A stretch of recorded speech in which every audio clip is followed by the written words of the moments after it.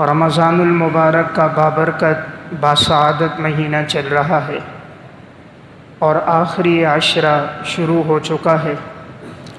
آج 23واں روزہ ہے، 23 تراویحیں بھی مکمل ہو چکی ہیں، اور یہ باسعادت آخری عشرہ اللہ تعالیٰ نے مجھے اور آپ کو نصیب فرمایا۔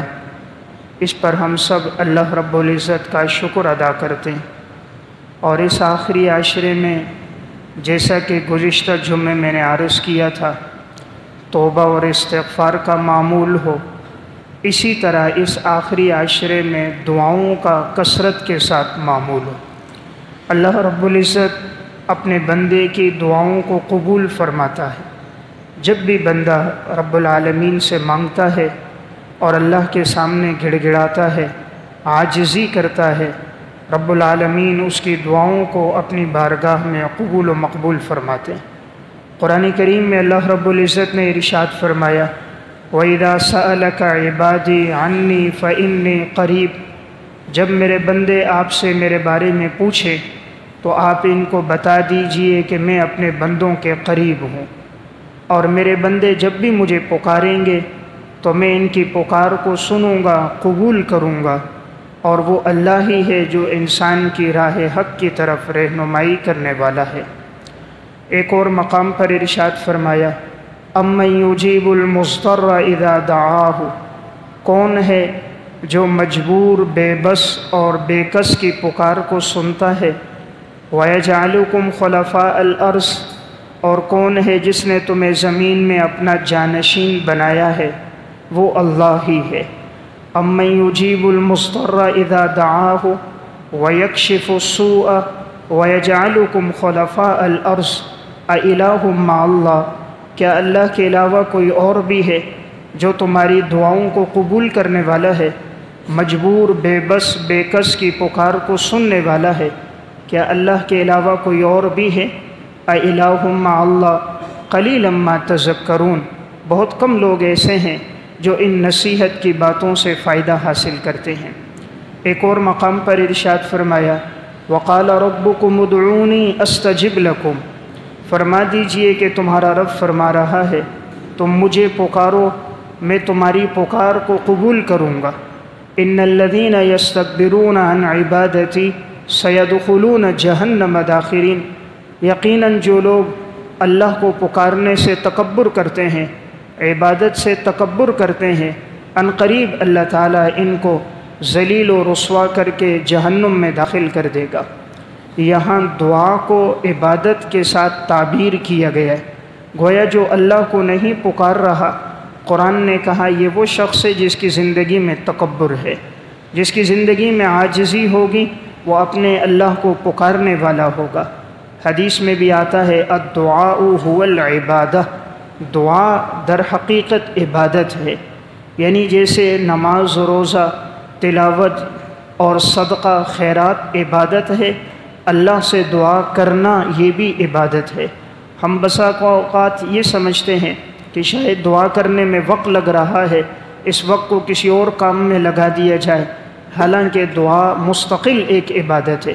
تو اللہ تعالیٰ نے اس آیت میں یہی فرمایا کہ فرما دیجئے میرے بندوں سے کہ وہ مجھے پکاریں اور میری عبادت میں تکبر نہ کریں، ورنہ میں انہیں ذلیل و رسوا کر کے جہنم میں داخل کر دوں گا۔ جناب رسول اللہ صلی اللہ علیہ وسلم نے ارشاد فرمایا، الدعاء هو العبادہ، اللہ رب العزت سے دعا کرنا، پکارنا، یہ در حقیقت عبادت ہے۔ آپ صلی اللہ علیہ وسلم نے فرمایا، الدعاء مخ العبادہ، عبادت کا مغز دعا ہے، عبادت کا مغز دعا ہے، یعنی جب انسان عبادت کے بعد اللہ تعالیٰ کو پکارتا ہے، گویا اس نے عبادت کا حق ادا کر دیا۔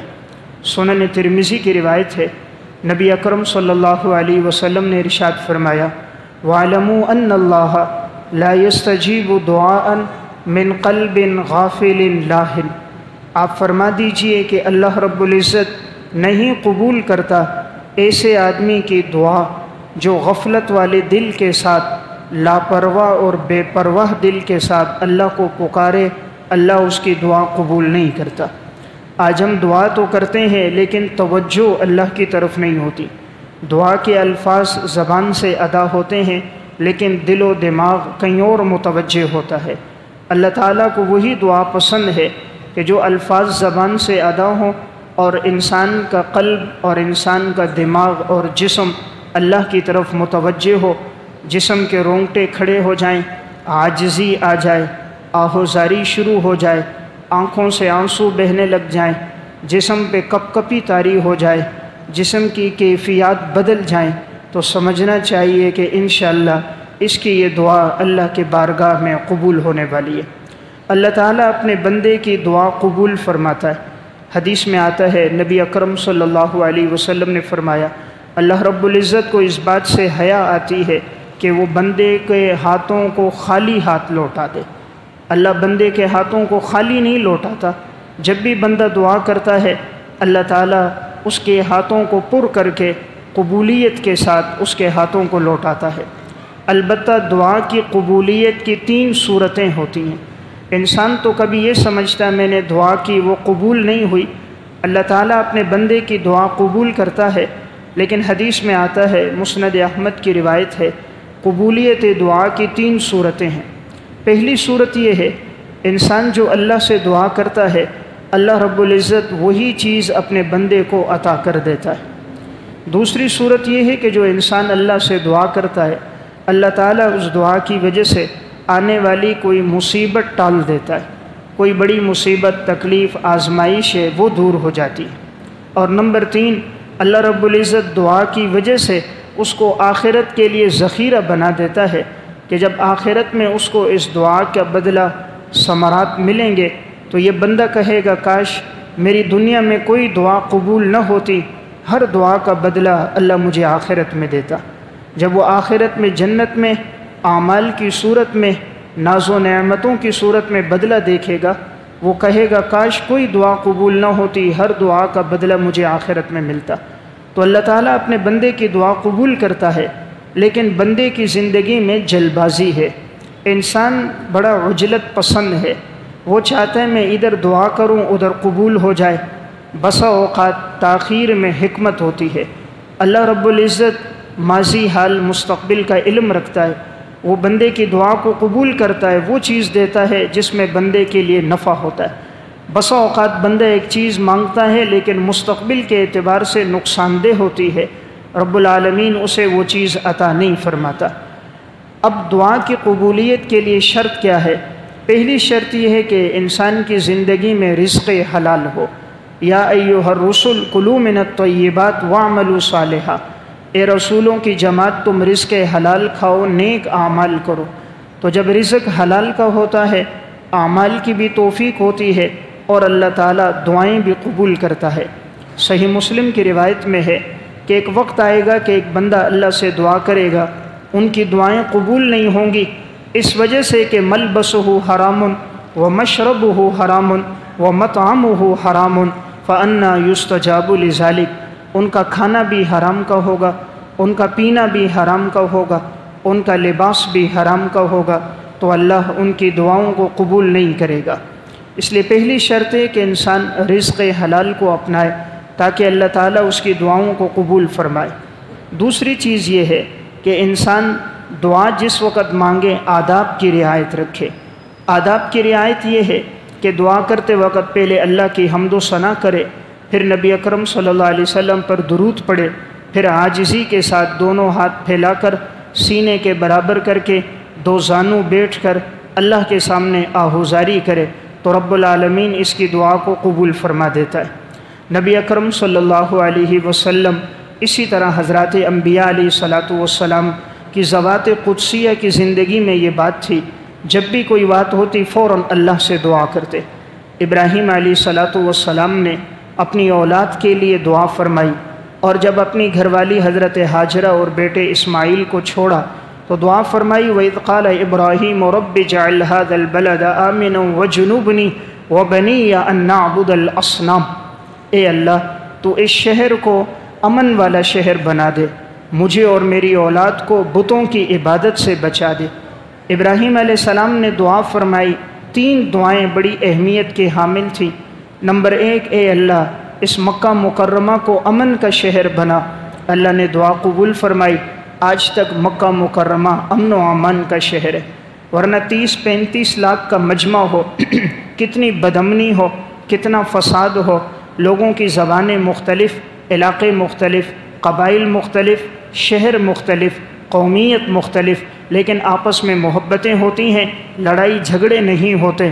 وہاں اللہ نے جانوں کی حفاظت، اموال کی حفاظت رکھی، ورنہ اتنا بڑا مجمع کہیں اور جمع ہو، کتنے بم بلاسٹ ہو جائیں، کتنے لوگ ان میں مارے جائیں، کتنے ہی زخمی ہو جائیں، کتنے لوٹ کر آئیں تو ان کا مال ہی باقی نہ ہو، مشکلات اور تکلیفوں میں ہو، رہنے کی جگہ نہ ہو۔ 35-40 لاکھ کا مجمع ہوتا ہے، ہر ایک کے لیے رہائش کا بھی انتظام، 40 لاکھ آدمی کے لیے کھانوں کا بھی انتظام۔ جو آدمی جس علاقے کا، کوئی سوڈان کا، کوئی امریکہ کا، کوئی برطانیہ کا، کوئی عراق کا، کوئی پاکستان کا، کوئی فلسطین کا، کوئی بنگلہ دیش کا، کوئی بمبئی کا، اللہ ہر ایک کو اس کے مزاج کے مطابق غذا وہاں دے رہا ہے۔ تو اللہ نے امن کا شہر بھی بنایا۔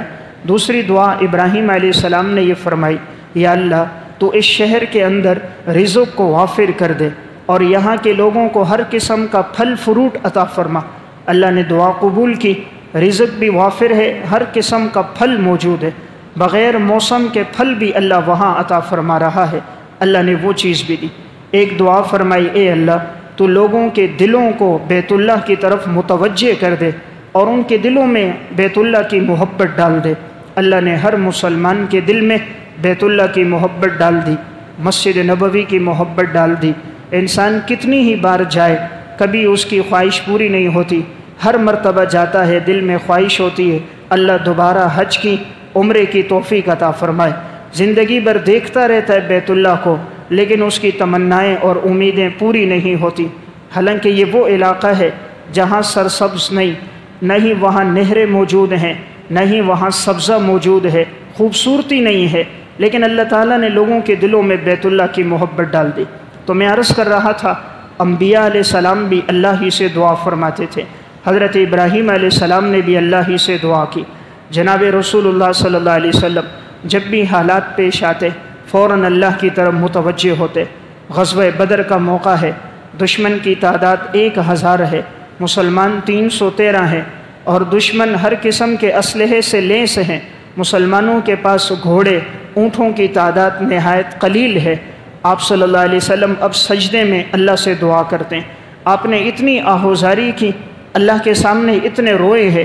حضرت ابو بکر صدیق رضی اللہ تعالیٰ عنہ فرمانے لگے، آپ صلی اللہ علیہ وسلم کی چادر مبارک آپ کے کندھے سے سرک کر گر گئی، اللہ کے سامنے خوب روئے۔ فرمایا یا رسول اللہ بس کیجئے، اب اللہ کی مدد آئے گی۔ پھر اللہ کی وہ مدد آئی، اللہ نے آسمان سے 3000 فرشتے مدد کے لیے بھیج دیے۔ آپ صلی اللہ علیہ وسلم نے فرمایا تھا، یا اللہ اگر یہ جماعت ہلاک ہو گئی تو روئے عرض پر تیری عبادت کرنے والا کوئی نہیں ہوگا۔ آپ کے آنسو بہتے ہیں، اللہ آسمان سے 3000 فرشتوں کو اتار دیتا ہے۔ میں عرض کر رہا تھا، رب العالمین کو دعا بڑی پسند ہے۔ آپ صلی اللہ علیہ وسلم کی زندگی میں دعاؤں کی کثرت تھی۔ غزوہ احزاب کا موقع ہے، جسے غزوہ خندق کہا جاتا ہے۔ تمام دشمنوں کی جماعتیں اکٹھی ہو کر مسلمانوں پر حملہ آور ہوئیں۔ احزاب کا معنی بھی سارے لشکر جمع ہو گئے، مسلمانوں کی تعداد کم، اسباب کم، مدینہ کے ارد گرد خندق کھودی گئی۔ اب آپ صلی اللہ علیہ وسلم اللہ سے دعا فرما رہے ہیں، یا اللہ تو ہماری نصرت فرما، ان تمام لشکروں کو شکست عطا فرما۔ آپ کی دعا ہوتی ہے، اللہ کی مدد آتی ہے۔ اللہ تعالیٰ تیز و تند طوفان اور ہواؤں کو بھیج دیتا ہے، جس سے ان کے جانور بدک جاتے ہیں، خیمے اکھڑ جاتے ہیں، ہانڈیاں الٹ جاتی ہیں، جسم ٹکرانے لگ جاتے ہیں، ہوائیں تیز ہو جاتی ہیں، الٹے قدم یہ لوگ بھاگنے پر مجبور ہو جاتے ہیں۔ اللہ تعالیٰ مسلمانوں کی نصرت اور مدد فرما دیتا ہے۔ تو جب بھی کوئی موقع آیا، امام الانبیاء صلی اللہ علیہ وسلم سب سے پہلے جہاں متوجہ ہوئے وہ اللہ کی ذات کی طرف۔ آپ نے دعا فرمائی اور اللہ نے قبول فرمائی۔ صحیح بخاری کی روایت ہے، قحط سالی آ گئی، لوگوں کے پاس پینے کے لیے پانی کوئی نہیں، جانور بھی پیاس کی حالت میں ہیں۔ آپ صلی اللہ علیہ وسلم خطبہ دے رہے ہیں، ایک صحابی آیا، یا رسول اللہ دعا فرمائیے اللہ تعالیٰ بارش برسا دے۔ آپ نے منبر پر کھڑے ہو کر دعا کی، اے اللہ تو ہم پہ بارش برسا۔ حضرت انس بن مالک فرماتے ہیں، منبر سے نیچے نہیں اترے، اتنی تیز بارش برسنا شروع ہو گئی کہ آپ صلی اللہ علیہ وسلم کی داڑھی مبارک سے بھی پانی کے قطرے ٹپک رہے تھے۔ پھر پورا ہفتہ بارش ہوئی، جو جہاں سے آتا بارش کی کثرت کو بیان کرتا، ندی نالے بہنے لگ گئے۔ ایک ہفتے کے بعد آئندہ جمعہ آیا، آپ صلی اللہ علیہ وسلم خطبہ دے رہے تھے۔ پھر ایک صحابی آیا، یا رسول اللہ دعا فرمائیے، اب اللہ بارش کو بند کر دے، بارش بہت زیادہ ہو گئی۔ آپ صلی اللہ علیہ وسلم نے آسمان کی طرف دیکھا، آپ ایک ایک بادل کو اشارہ کرتے، بادل کو کہ اشارہ دائیں طرف، بادل دائیں طرف ہوتا، اشارہ کرتے بائیں طرف، وہ بائیں طرف ہوتا، اشارہ کرتا آگے کی طرف، بادل آگے ہو جاتا، اشارہ کرتے پیچھے کی طرف، بادل پیچھے ہو جاتا۔ آپ نے دعا فرمائی، یا اللہ اس بارش کو ٹیلوں پر برسا، اس بارش کو پہاڑوں پہ برسا، اب مدینہ پہ نہ برسا۔ حضرت انس کہتے میں نے دیکھا مدینہ کی فضا یوں صاف ستھری ہو گئی تھی، ایسا لگتا تھا کہ بارش ہوئی ہی نہیں ہے، ممبر سے اترے نہیں ہے، بارش بند ہو گئی۔ تو امام الانبیاء صلی اللہ علیہ وسلم کی ذات اقدس میں سب سے بڑھ کر چیز دعا تھی۔ آج ہم دعا سے غافل ہو چکے ہیں۔ ہم کوئی پریشانی آتی ہے طبیبوں کے پاس، ڈاکٹروں کے پاس دوڑتے نظر آتے ہیں، عاملوں کے پاس جاتے ہیں، ایک پیر کے پاس دوسرے پیر کے پاس رش ہے، خدا کے دربار میں نہیں آتے، اللہ کے سامنے آہوزاری نہیں کرتے۔ حضرات انبیاء علیہ السلام کی ذوات قدسیہ میں یہ بات تھی، حالات جیسے آتے فوراً اللہ کی طرف متوجہ ہو کر دعا فرماتے تھے، اور اللہ دعائیں قبول بھی کرتا تھا۔ صحیح مسلم کتاب الفضائل کی روایت ہے، حضرت ام سلیم رضی اللہ تعالیٰ عنہ نے آپ صلی اللہ علیہ وسلم کی دعوت کی، حضور تشریف لائے، فرمایا یا رسول اللہ یہ میرا بیٹا انس بن مالک آپ کی خدمت کرتا ہے، آپ دعا فرمائیے۔ آپ صلی اللہ علیہ وسلم نے ہاتھ اٹھائے، اللہم اکثر مالہ وولدہ وبارک لہ فیما اعطیتہ، اے اللہ تو اس کے مال میں برکت دے، اولاد میں برکت دے، جو کچھ عطا فرمائے اس میں بھی برکت دے۔ اللہ نے ایسی برکت دی، حضرت انس بن مالک کو عمر اتنی دی، سن 93 ہجری میں انتقال ہوا، یعنی آپ صلی اللہ علیہ وسلم کا 11 ہجری میں، ان کا 93 ہجری میں، حضور کے جانے کے 82 سال کے بعد انتقال ہوا۔ بڑے طویل عمر والے صحابہ میں سے انس بن مالک، مال میں ایسی برکت دی، لوگوں کی سال میں ایک فصل، حضرت انس کہتے ہیں میری سال میں 2 فصلیں ہوتی تھیں، فصل میں کوئی پھل خراب نہیں ہوتا تھا۔ اولاد میں ایسی برکت، فرمایا میں نے اپنے ہاتھوں سے بیٹے پوتے پڑپوتے نواسے جو دفنائے ہیں ان کی تعداد 100 سے زائد ہے، 100 سے زائد میں نے اپنے ہاتھوں سے دفنائے، اللہ نے اولاد میں بھی برکت عطا فرما دی۔ تو میں عرض کر رہا تھا دعا میں اللہ نے بڑی طاقت رکھی۔ صحیح مسلم ہی کی روایت ہے، حضرت ابو ہریرہ رضی اللہ تعالیٰ عنہ حضور کے پاس آئے۔ حضرت ابو ہریرہ کی والدہ ایمان نہیں لائی تھی، حضور کے پاس آئے دعاؤں کی درخواست کے لیے، چونکہ ان کی والدہ کی زندگی دین سے دوری میں تھی، نازیبہ جملے کہہ دیتی تھیں۔ حضور کے پاس آئے، یا رسول اللہ دعا فرمائے، اللہ میری والدہ کو ہدایت عطا فرما دے۔ آپ صلی اللہ علیہ وسلم نے ہاتھ اٹھائے، دعا فرمائی، اللہم اہدی ام ابی ہریرہ، اے اللہ ابو ہریرہ کی والدہ کو ہدایت عطا فرما دے۔ ادھر آپ کے ہاتھ اٹھتے، ادھر ابو ہریرہ رضی اللہ تعالیٰ عنہ دوڑتے ہوئے گھر جاتے ہیں کہ گویا زبان حال سے کہہ رہے میں پہلے پہنچتا ہوں یا آپ صلی اللہ علیہ وسلم کی دعا پہنچتی ہے۔ دروازے پر پہنچے، دستک دی، اندر پانی گرنے کی آواز آ رہی تھی۔ ماں نے کہا کون؟ فرمایا ابو ہریرہ۔ فرمایا بیٹا صبر کرو۔ ابو ہریرہ کہتے ہیں میں سمجھ گیا والدہ غسل کر رہی ہے۔ تھوڑی دیر بعد غسل مکمل ہوا، والدہ نے لباس پہنا، چادر بڑی ڈالی، فرمایا ابو ہریرہ مجھے آپ صلی اللہ علیہ وسلم کی خدمت میں لے کر چلو، میں ایمان لے کر آتی ہوں۔ اسی موقع پر حضرت ابو ہریرہ کی والدہ ایمان لے آئے۔ تو میں ایک بات عرض کر رہا تھا، انبیاء علیہ الصلوۃ والسلام کی ذوات میں سب سے پہلی اور بڑھ کر بات اللہ سے دعا، اللہ کے ساتھ مضبوط تعلق تھا۔ حالات، مسائل، مصائب جو بھی آتے فوراً اللہ کی طرف متوجہ ہوتے، رب العالمین ان کی دعاؤں کو قبول فرما دیتا۔ صحیح بخاری مسلم کی روایت ہے، غزوہ خیبر کا موقع ہے، خیبر ابھی فتح نہیں ہو رہا۔ آپ صلی اللہ علیہ وسلم نے فرمایا کل میں اس کو جھنڈا عطا فرماؤں گا جو اللہ اور اس کے رسول سے محبت کرتا ہے اور اللہ اور اس کا رسول اس سے محبت کرتا ہے۔ سارے انتظار میں تھے جھنڈا کس کو ملتا ہے۔ آپ صلی اللہ علیہ وسلم نے نظر دوڑائی، فرمایا علی بن ابی طالب کہاں ہیں؟ حضرت علی آئے، آپ صلی اللہ علیہ وسلم کے قریب آئے، فرمایا رسول اللہ میری آنکھوں میں تکلیف ہے۔ رسول اللہ صلی اللہ علیہ وسلم نے اپنا لعاب دہن حضرت علی رضی اللہ تعالیٰ عنہ کی آنکھوں میں لگایا۔ حضرت علی کی آنکھیں بالکل ٹھیک ہو گئیں۔ آپ نے ان کو جھنڈا دیا، ان کے لیے دعا فرمائی اور ایک جملہ فرمایا، اللہ تمہاری وجہ سے ایک آدمی کو ہدایت دے دے، یہ اللہ کے راستے میں سرخ اونٹوں سے زیادہ بہتر ہے۔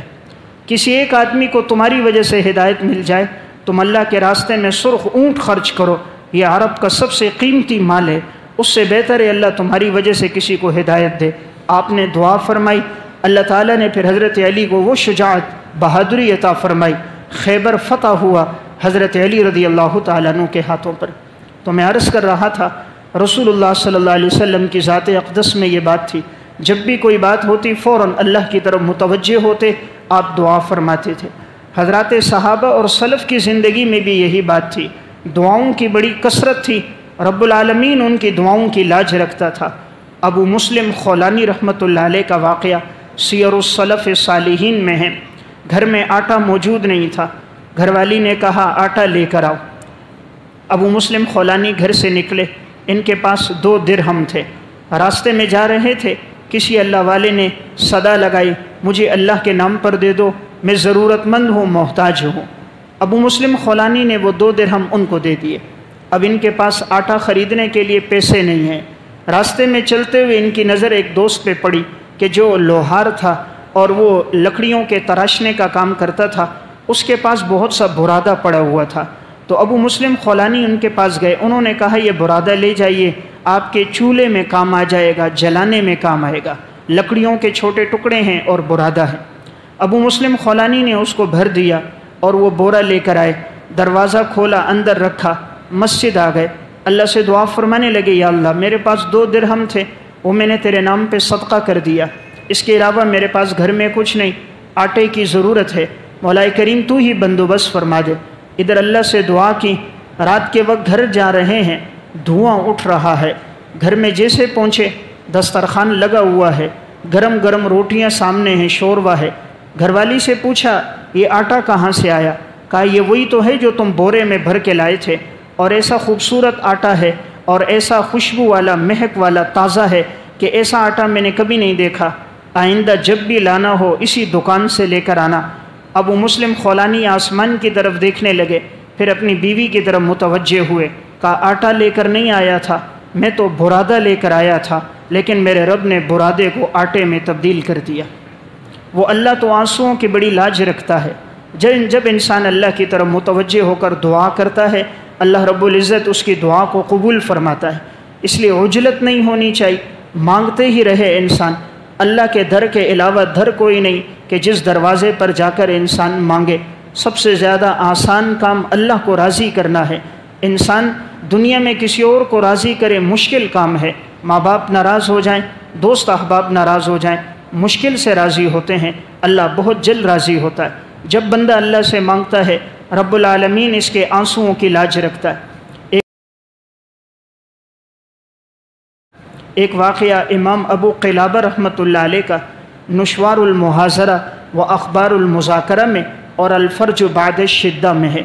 امام ابو قلابہ کہتے ہیں میرے گھر میں فقر و فاقہ آ گیا، کھانے پینے کے لیے کچھ نہیں تھا، بچوں کی حالت مجھ سے دیکھی نہیں جا رہی تھی، بھوک اور افلاس میں بلک رہے تھے۔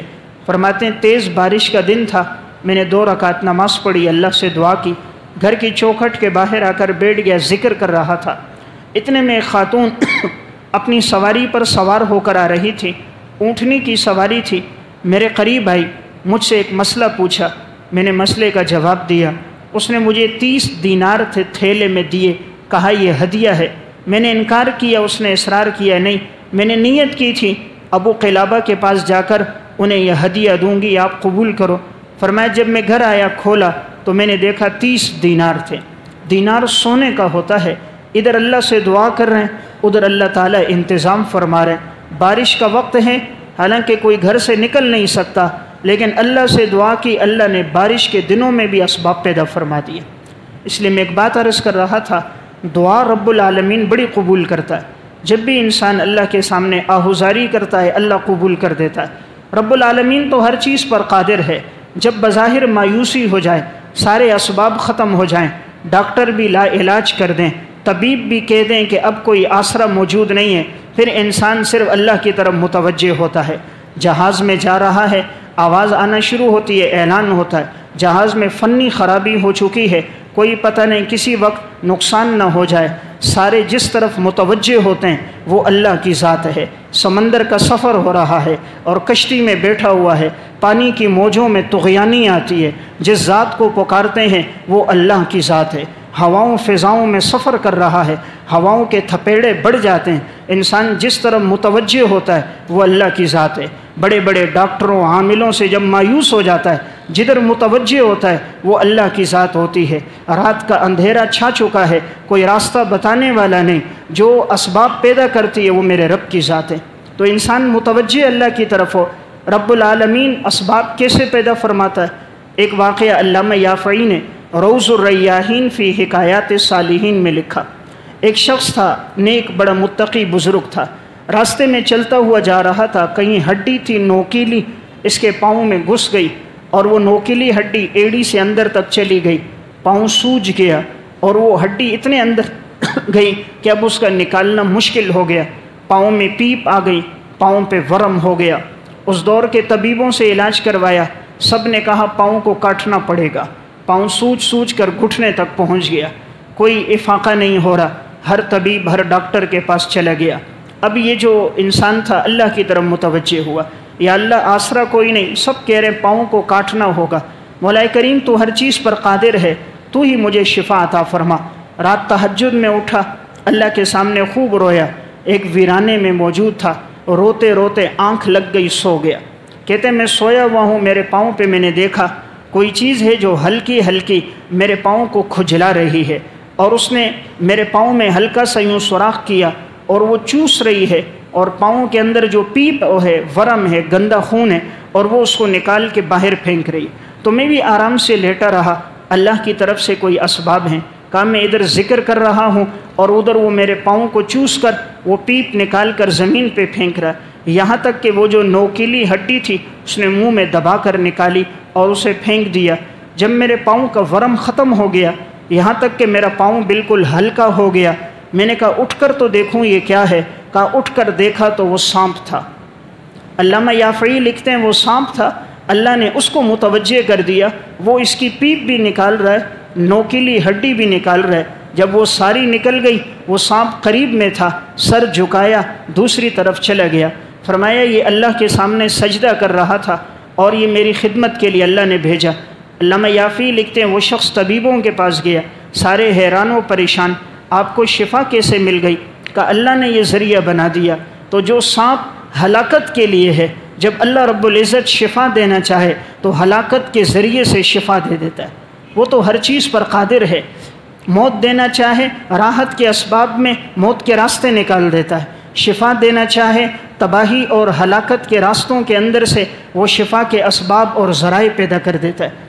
تو میں ایک بات عرض کر رہا تھا، متوجہ صرف انسان اللہ کی طرف ہو، حالات جیسے بھی آئیں یہ سب انسان ہے، انسان کا کوئی نفع نہیں دے سکتا، انسان کے لیے حالات کو نہیں بدل سکتا، وہ بھی ہماری طرح مایوس ہیں، مجبور ہیں، اللہ نے چند روپے ان کو دیے ہیں، ان کی طرف کیوں متوجہ ہوں، اس ذات کی طرف کیوں نہ ہو جس کے پاس زمین اور آسمان کے خزانے ہیں، جو اس سے ناراض ہوتا ہے جو مانگتا نہیں ہے۔ حدیث میں آتا ہے نبی اکرم صلی اللہ علیہ وسلم نے فرمایا من لم یسأل اللہ یغضب علیہ، جو اللہ سے سوال نہ کرے اللہ اس سے ناراض ہوتا ہے۔ دنیا میں جس سے سوال کرو وہ ناراض ہوتا ہے، جس سے مانگو وہ ناراض ہوتا ہے، اللہ اس سے ناراض ہوتا ہے جو اللہ سے مانگے نہیں۔ صحیح مسلم کی روایت ہے، رسول اللہ صلی اللہ علیہ وسلم نے فرمایا سارے انسان ایک چٹیل میدان میں جمع ہو جائیں، انسان بھی، جنات بھی، حیوانات بھی، چرند بھی، پرند بھی، اول بھی، آخر بھی، ہر ایک اللہ سے مانگے، اللہ سب کو اس کی خواہش دے گا اور ہر ایک کو حاجت بھی اللہ اس کی پوری کرے گا۔ اللہ کے خزانے میں اتنی کمی بھی نہیں آئے گی، جتنا کوئی آدمی سوئی کو دریا میں ڈالے اور نکالے تو سوئی کے ناکے میں جو پانی کا ایک قطرہ آتا ہے اس سے دریا میں کمی نہیں آتی، اللہ سب کو عطا کرے، اللہ کے خزانے میں کمی نہیں آتی۔ تو آپ صلی اللہ علیہ وسلم ہماری توجہ اس طرف دلا رہے ہیں، انسان کے حالات جیسے بھی ہوں وہ فوراً اللہ کی طرف متوجہ ہو جائے۔ رب العالمین کیسے اسباب پیدا فرماتا ہے؟ اردو کی کتاب قبولیت دعاؤں کے سنہرے واقعات، انہوں نے سعودی عرب کا ایک واقعہ لکھا۔ ایک خاتون کا شوہر بیمار ہو گیا، اس کا 14 سالہ بیٹا تھا، شوہر بیمار ہوتے ہوتے بالکل آخری اسٹیج تک پہنچ گیا، اب وہ اس پر بے ہوشی کی حالت طاری ہے، ہسپتال میں لایا ہوا ہے، ایمرجنسی وارڈ میں ہے، اور مختلف قسم کے آلات اس کے جسم کے ساتھ نصب ہیں، ہر وقت ڈاکٹر آتے ہیں، دیکھتے ہیں کس وقت اس کی روح پرواز کر جائے۔ اور یہ اس کی گھر والی اور بیٹا 14 سال کا ہر دن صبح کے وقت آتے اور آ کر اس کے قریب آ کر دعا کرتے، اللہ سے مانگتے، اور وہاں پر بیٹ کی سلوٹوں کو درست کرتے، چادر کو ٹھیک کرتے، یہ بیوی اپنے شوہر کی پیشانی کو بوسہ دیتی اور یہ بیٹا قریب آ کر تلاوت کرتا، اللہ سے مانگتا، ہر دن صبح بھی شام بھی۔ کئی دن گزر گئے، ڈاکٹروں نے کہا یہ تو ویسے ہی بے ہوش ہے، کیوں تم تکلیف کرتے ہو، روزانہ آتے ہو پھر روزانہ جاتے ہو، وہیں گھر پہ بیٹھو۔ گھر والی نے کہا نہیں، امید ہے میرا اللہ اس کو شفا دے گا، اور مجھے امید ہے اللہ کی ذات پہ رب العالمین اسے تندرستی دے گا۔ ڈاکٹروں نے کہا 80% اس کے چانس نہیں ہیں۔ انہوں نے کہا کوئی حرج نہیں، 1% بھی نہ ہو، میرا رب جو ایک نابینا سے بینے کو پیدا کر سکتا ہے، رب العالمین جو مردے سے زندہ کو پیدا کر سکتا ہے، وہ ہر چیز میں جان ڈال سکتا ہے۔ اس خاتون کا معمول دعا تھی، اس بیٹے کا معمول اللہ سے دعا کرنا تھا۔ چند دنوں کے بعد اچانک کیا ہوا، ایک دم یہ شخص اٹھ کر بیٹھ گیا، جتنے آلات تھے ہٹائے، آکسیجن کے ماسک ہٹائے۔ نرس نے دیکھا، ڈاکٹر کو آواز دی کہ جو کروٹ نہیں بدل سکتا تھا، ہوش میں نہیں تھا، اچانک بالکل ٹھیک ہو کر باتیں کر رہا ہے، کہہ رہے میری گھر والی کو، میرے بیٹے کو بلاؤ۔ انہوں نے فون کیا، بلایا، وہ بڑے خوش ہو گئے، بظاہر مایوسی تھی، اچانک بالکل ٹھیک ہو گیا۔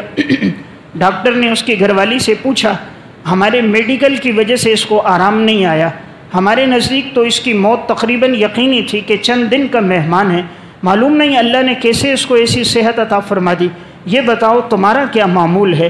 اس عرب کی عورت نے جواب دیا، میرا معمول یہ تھا، میں تہجد میں اٹھتی تھی، اللہ سے دعا کرتی تھی، یا اللہ تو میرے شوہر کو صحت عطا فرما، میرا بیٹا بھی دعا کرتا، ہم یہاں سے جاتے غریب فقیر مسکینوں کے علاقوں میں جا کر وہاں ان کو راشن تقسیم کرتے، دعاؤں کی درخواست کرتے۔ کہا 2 اعمال کو اپنایا، ایک اللہ سے دعا کرتے رہے، نمبر 2 غریبوں کے ساتھ تعاون کرتے رہے۔ اللہ رب العزت نے وہ شخص جس میں بظاہر موت کے آثار تھے، اللہ نے صحت عطا فرما دی۔ تو میں عرض کر رہا ہوں، دعا میں اللہ نے بڑی طاقت رکھی ہے۔ جب بھی انسان اللہ کی طرف متوجہ ہو کر دعا کرتا ہے، رب العالمین اسباب پیدا فرما دیتا ہے۔ حافظ ابن کثیر رحمۃ اللہ علیہ نے البدایہ والنہایہ میں واقعہ لکھا، حضرت دانیال علیہ السلام بڑے جلیل القدر پیغمبر گزرے ہیں۔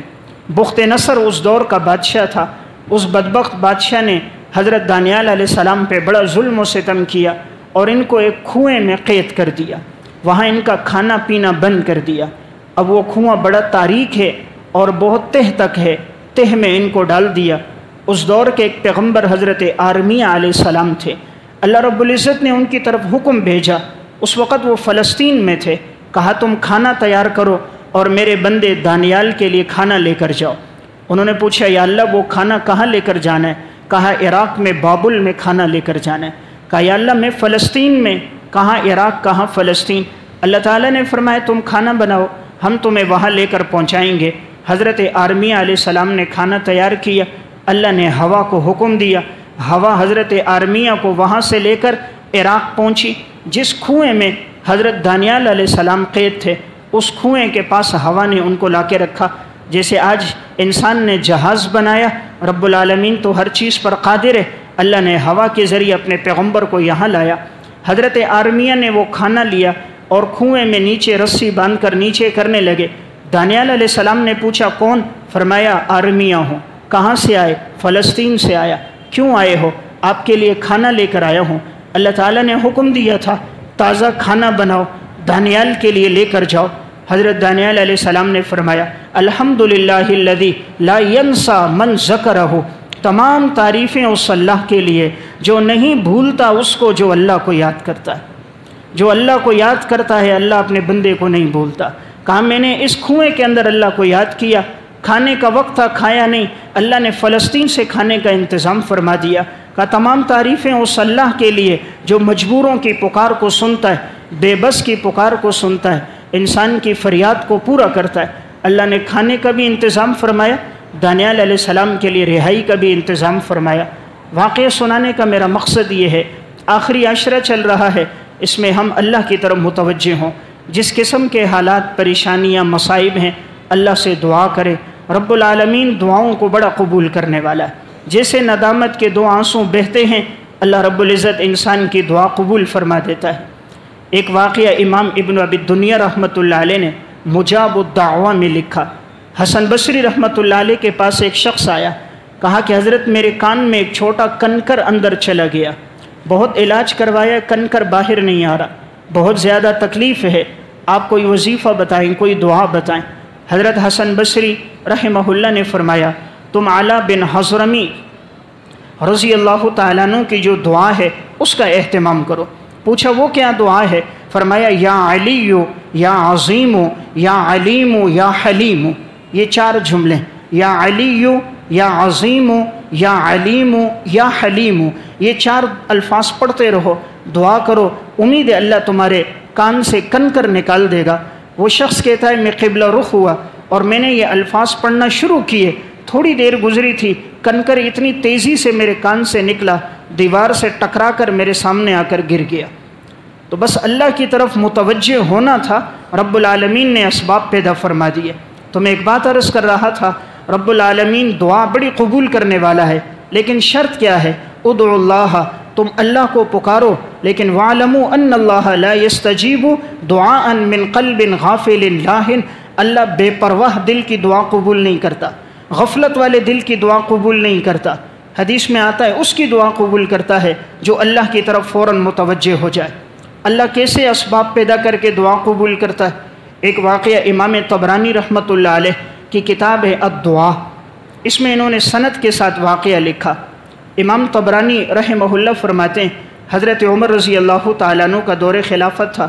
حضرت عمر کے پاس ایک شخص آ کر بیٹھا اور اس کے ساتھ اس کا بیٹا بھی تھا۔ بیٹا اپنے باپ کے بہت زیادہ مشابہ تھا، اور بیٹا اپنے باپ کے ساتھ گفتگو میں، چلت پھرت میں، مزاج و مذاق میں، ہر چیز میں بہت مشابہ، اور نہایت اللہ نے بیٹے کو حسن دیا تھا۔ حضرت عمر رضی اللہ تعالیٰ عنہ نے پوچھا، میں نے زندگی میں کبھی باپ بیٹے میں ایسی مشابہت نہیں دیکھی، اس طرح ایک دوسرے کے مشابہ ہوں، ایسی نقل و حرکت میں توافق کو میں نے نہیں دیکھا۔ تو اس باپ نے کہا، امیر المومنین کیا میں آپ کو اپنے بیٹے کا واقعہ نہ سناؤں؟ فرمایا سناؤ۔ اس نے واقعہ سنایا، کہا میری گھر والی حاملہ تھی اور اس وقت میرا یہ بیٹا حمل کی صورت میں تھا، جہاد کا اعلان ہوا، میں جہاد کے لیے جانے لگا تو میری گھر والی نے کہا میں حاملہ ہوں۔ انہوں نے اس وقت دعا کی، اللہم انی استودع اللہ ما فی بطنی کی، اے اللہ میری گھر والی کے پیٹ میں جو کچھ بھی ہے میں اس کو تیرے پاس امانت رکھواتا ہوں، اس کے پیٹ میں جو کچھ ہے یا اللہ میں تیرے پاس اس کو امانت رکھواتا ہوں۔ یہ دعا کی اور یہ مجاہد صحابی تھے، جہاد میں چلے گئے۔ فرماتے ہیں ایک عرصہ دراز تک میں جہاد میں رہا، جب میں واپس آیا اپنے علاقے میں پہنچا تو میں نے اپنے چچا زاد بھائیوں سے پوچھا میرا گھر کہاں؟ انہوں نے گھر بتایا۔ پہنچا تو گھر پہ تالا تھا۔ میں نے کہا میری بیوی تھی وہ کہاں گئی؟ کہا اس کا تو انتقال ہو گیا۔ کہتے ہیں مجھے بڑا صدمہ ہوا۔ میں نے پوچھا قبر کہاں ہے؟ انہوں نے بتایا جنت البقیع میں فلاں جگہ قبر ہے۔ کہتے ہیں میں قبر پہ آیا، اپنی گھر والی کے لیے میں نے دعا کی۔ جب میں رات کو لوٹ کر آیا، میرے چچا زاد بھائی مجھ سے ملنے آئے تو انہوں نے مجھے کہا کہ آپ کی گھر والی کی جو تدفین جہاں ہوئی ہے یہاں رات کو ایک آگ سی نکلتی ہے، وہ روشنی نمودار ہوتی ہے اور اوپر تک ساری جگہ روشن ہو جاتی ہے، پتہ نہیں اس کا ماجرا کیا ہے۔ یہ کہتے میں سوچنے لگا میری گھر والی تو بڑی عابدہ تھی، بڑی نیک صالح متقیہ تھی، روزے کی بڑی پابند تھی، راتوں کو قیام کرنے والی تھی، اس کی قبر پر کیسے آگ ہوگی؟ وہ کیسے عذاب میں مبتلا ہوگی؟ یہ شخص کہتا ہے میں رات کے وقت جس وقت آگ قبر سے اوپر ہوئی اور روشنی نمودار ہوئی تو میں فوراً قبر کے قریب جا کر بیٹھا۔ کہا میں نے کیا دیکھا؟ قبر کھل گئی۔ حضرت عمر کو واقعہ سنا رہا ہے، کہا قبر کھل گئی اور میری گھر والی لیٹی ہوئی ہے اور انتقال ہوا ہے، اور یہ چھوٹا بیٹا اس کے سینے کے اوپر بیٹھا ہوا ہے، اور ایک آواز آتی ہے کہ تم نے ہمارے پاس اپنے بیٹے کو امانت رکھوایا تھا، اپنی امانت کو لے لو، اگر بیوی کو بھی امانت رکھواتے تو ہم وہ بھی تمہیں لوٹا دیتے۔ اللہم انی استودع اللہ ما فی بطنی کی، تم نے اپنے بیٹے کو امانت رکھوایا تھا، اپنی امانت کو لے لو، بیوی کو امانت رکھواتے ہم تمہیں وہ بھی واپس لوٹا دیتے۔ وہ شخص کہتا ہے میں نے قبر سے اپنا بیٹا یہ اٹھایا، دوبارہ قبر بند ہو گئی، کہنے لگا امیر المومنین یہی میرا وہ بیٹا ہے۔ تو دعا میں اللہ نے کتنی طاقت رکھی۔ عورت کا انتقال ہو گیا، حاملہ ہے، حمل کی صورت میں ہے، اللہ نے وہاں بھی بچے کی حفاظت کی۔ بند قبر ہے، اوپر سے بند ہے، کسی انسان کو پتہ نہیں، لیکن اللہ موت نہ دینا چاہے کون دے سکتا ہے؟ رب العالمین اگر موت کا فیصلہ نہ کرے کون موت دے سکتا ہے؟ اللہ نے قبر میں بچے کی حفاظت فرمائی اور ایسا حسین اور جمیل عطا فرمایا جو بالکل اس کے مشابہ تھا۔ تو میں یہ بات عرض کر رہا ہوں، آخری عشرہ شروع ہے، ہم میں سے ہر ایک آدمی اللہ کی طرف متوجہ ہو کر دعاؤں کا خوب اہتمام کرے۔ اللہ نے دعاؤں میں بڑی لاج رکھی ہے۔ آخری ایک واقعہ سنا کے بعد سمیٹتا ہوں۔ دعاؤں کی قبولیت کے سنہرے واقعات میں انہوں نے واقعہ لکھا، یہ سعودی عرب میں ریاض شہر کا واقعہ ہے۔ ریاض کے اندر ایک بوڑھی خاتون تھی، اس کے بیٹے کا بھی انتقال ہو گیا، بہو کا بھی انتقال ہو گیا، اور اس کا چھوٹا سا پوتا تھا، لیکن وہ پوتا ہڈیوں کی بیماری میں مبتلا تھا، وہ چل پھر نہیں سکتا تھا، معذور تھا، بہت علاج کروایا، اس کا افاقہ نہیں ہوتا تھا۔ ریاض کا سب سے بڑا سرجن ہڈیوں کا ڈاکٹر تھا، اس کا نام ڈاکٹر محمد احمد ثاقب تھا۔ تو ایک دفعہ ایسا ہوا کہ اس کو ایک جگہ پر سرکاری طور پر ایک شیلڈ انعام میں دی جانی تھی، اور یہ اپنی شیلڈ لینے کے لیے اور وہاں پر ان کے سامنے تقریر کرنے کے لیے اس نے جانا تھا۔ تمام سعودیہ کے بڑے بڑے ڈاکٹر وہاں جمع تھے۔ اب اس کی فلائٹ تھی، یہ اپنی فلائٹ میں گیا، سفر 2 گھنٹے کا تھا، 1 گھنٹے کا سفر طے ہوا، اچانک جہاز کے اندر اعلان ہوا کوئی فنی خرابی آ گئی ہے، اس لیے قریب میں جو ایئرپورٹ ہے وہاں پہ جہاز اتارا جا رہا ہے۔ تو جہاز وہاں نیچے اتر گیا۔ اب اس شخص نے صبح پہنچنا ہے اور وہاں کانفرنس میں اپنا مقالہ پڑھنا ہے اور اس کو اعزازی شیلڈ دی جانی ہے۔ اب یہ وہاں ایئرپورٹ پر اتر گئے۔ انہوں نے پوچھا کب تک دوسرا جہاز آئے گا؟ انہوں نے بتایا بظاہر صبح تک جہاز آنے والا نہیں ہے، شاید اگر آئے بھی تو کل ظہر کے بعد آئے گا۔ انہوں نے کہا میں نے تو 10 بجے کانفرنس میں شریک ہونا ہے، وہاں میں نے اپنا مقالہ پڑھنا ہے۔ انہوں نے کہا جہاز کا تو کوئی بندوبست نہیں، آپ بتاؤ جانا کہاں ہے؟ انہوں نے بتایا میں نے فلاں جگہ تک جانا ہے۔ کسی نے کہا تم گاڑی بک کرا دو، یہاں سے وہاں کا راستہ 4.25 گھنٹے کا ہے، تو تم گاڑی میں پہنچ جاؤ گے، ابھی رات میں نکل جاؤ۔ اس نے گاڑی بک کرائی۔ ڈاکٹر احمد کہتا ہے میں نکلا، رات کا اندھیرا چھا گیا تھا، 2 گھنٹے کا سفر طے ہوا، اچانک تیز بارش شروع ہو گئی، آندھی شروع ہو گئی، ہوائیں تیز چلنا شروع ہو گئی۔ ڈرائیور نے کہا حضرت اس میں سفر کرنا دشوار ہے، کہیں کوئی حادثہ نہ ہو جائے، یہیں قریب رک جاتے ہیں پھر آگے چلے جائیں گے۔ کہتے ہیں وہیں ہم نے گاڑی کچے میں کے اندر لے کر آئے، کوئی جگہ تلاش کرنے لگے، ہمیں خیمہ نظر آ گیا، خیمے تک گئے، گاڑی روکی، آواز دی، ایک بوڑھی اماں باہر آئی۔ ڈاکٹر احمد کہتے ہیں میں نے اس سے کہا اماں جی ہم رات کو ٹھہریں گے، جیسے بارش اور یہ طوفان ختم ہو ہم منزل کی طرف چلے جائیں گے، کیا ٹھہرنے کی جگہ ہے؟ خاتون نے کہا ہاں ہے۔ انہیں اندر بلا دیا، ان کے لیے کھانا تھا، کھانا دیا۔ اس نے کہا میں موبائل کو چارجنگ کروں؟ اس نے کہا ہمارے ہاں بجلی نہیں ہوتی یہاں۔ اس نے کہا آپ گزارا کیسے کرتے ہو؟ کہا دیے کی روشنی میں گزارا ہوتا ہے۔ اس اماں جی نے ان کا اکرام کیا۔ ڈاکٹر احمد کہتے ہیں مجھے بڑی خوشی ہوئی اس عورت کی میزبانی سے۔ اچانک جھولے میں بچہ رونے لگ گیا، تو وہ بوڑھی اماں اس کو جھولا دینے لگی اور دعا کرتی تھی یا اللہ میری آخری دعا تھی کہ میرے پوتے کو صحت مل جائے، ڈاکٹر احمد سے میری ملاقات ہو جائے تاکہ میں اس کے پاس جاؤں اور کہوں کہ وہ علاج کرے اور اللہ میرے بیٹے کو صحت عطا فرما دے۔ میری زندگی کے ایام کم رہ گئے، بیٹے کا بہو کا انتقال ہو گیا، اللہ اس کو قدموں پہ چلا لے۔ یہ ادھر دعا کر رہی ہے، ڈاکٹر احمد وہاں قریب بیٹھے ہیں، پوچھتے اماں جی تو کیا دعا کر رہی ہے؟ کہا میں دعا کر رہی ہوں مجھے کسی نے کہا ہے ریاض کا سب سے بڑا سرجن اور ڈاکٹر ہڈیوں کا ماہر اسپیشلسٹ ڈاکٹر احمد ہے، اگر وہ علاج کرے تو امید ہے اللہ تمہارے پوتے کو شفا دے گا۔ میں کہاں اس تک پہنچ سکتی ہوں، غریب عورت ہوں، میں اللہ سے دعا کرتی ہوں یا اللہ ڈاکٹر کو میرے گھر بھیج، میرے گھر بھیج، وہ خود آئے اور میرے پوتے کو لے کر جائے اور اس کا علاج کرے، مجھے امید ہے میرا اللہ دعا قبول کرے گا۔ ڈاکٹر احمد کہتے ہیں جب میں نے بات سنی آنکھوں سے آنسو بہنے لگ گئے، اب مجھے ماجرا سمجھ آیا کہ اللہ نے مجھے یہاں کیوں پہنچایا۔ دعا میں کیا طاقت ہے۔ یہ نکلتا ہے جہاز پر، راستے میں جہاز خراب ہو جاتا ہے اور دوسرے ایئرپورٹ پہ جہاز اترتا ہے، یہ گاڑی بک کراتا ہے، سفر میں جا رہا ہے، آندھی چل جاتی ہے، بارش تیز ہو جاتی ہے اور سفر میں اس کو اب دوسری طرف جانا پڑتا ہے، خود عورت کے گھر خیمے میں پہنچتا ہے، وہاں پر پہنچا اور اماں جی کی دعا سنی، اس نے اس بچے کو لیا، کہا میں کانفرنس میں شرکت کے بعد اس کا علاج کروں گا۔ وہ لے کر آئے اور علاج شروع کیا۔ اللہ نے 2 سے سوا 2 مہینے میں اس بچے کو افاقہ دے دیا اور بچے کی یہ بیماری ختم ہو گئی۔ واقعہ سنانے کا مقصد دعا میں کتنی طاقت ہے۔ ادھر جہاز خراب ہو رہا ہے، ادھر آندھی چل رہی ہے، ادھر طوفان آ رہا ہے، اللہ بوڑھی اماں کے قدموں میں اس ڈاکٹر کو خود لے کر آ رہا ہے، اور وہ ڈاکٹر عزت کے ساتھ اس بچے کو لے کر جاتا ہے اور علاج کرتا ہے، اور اللہ اس بچے کو شفا دے دیتا ہے۔ تو دعا میں اللہ نے ایسی طاقت رکھی ہے۔ صرف اصل شرط یہ ہے اللہ کے سامنے گڑ گڑانا اور مانگنا ہو۔ اللہ ہم سب کو عمل کی توفیق